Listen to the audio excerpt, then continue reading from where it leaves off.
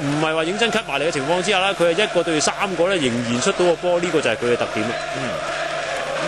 兩個入球咧都嚟自咧今個賽季喺羅馬唔係好必然嘅首發嘅球員嚟嘅嚇。古利咧雖然咧就名氣就比較大啦，咁但係喺今個賽季喺羅馬佢都唔係話咧絕對嘅即係首發嘅球員。咁第二個入球咧就係呢個比列治啦，咁更加之開心啦。咁今個賽季喺羅馬咧有7次嘅上場機會，但係大多數都係替補上場㗎啦。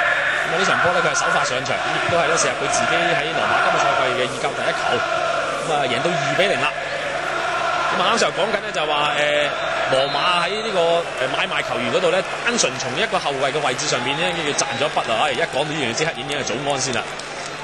因為咧佢哋賣走呢個哲和咧係1500萬歐元，咁而買入嘅呢個早安咧喺利華古遜買翻嚟咧係用咗630萬歐元啫。咁即係話咧，其實一出入咧，佢哋喺個數字上面咧已經係叫賺咗咧870萬歐元㗎啦。咁當然係未打稅嗰啲嘢啦。咁而兩個人之間所起到嘅效果咧，就唔會話差得好遠嚇。咁至於頭先咧介紹過咧，恩波利咧上季咧就其實人腳唔係差好遠啊，同今季。咁但係咧就一場咧就入唔到1球嘅，即係平均數係低於1球。咁但係咧失波嘅平均數係多過1球嘅。咁呢個就係一個幾嚴重嘅問題啦。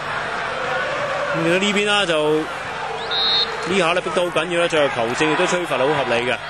咁羅馬呢個階段咧就可以叫做穩定啲嘅咯噃。因為嚟緊做歐冠嘅賽事，佢哋要踢啊。咁你話如果數其他啲球隊咧？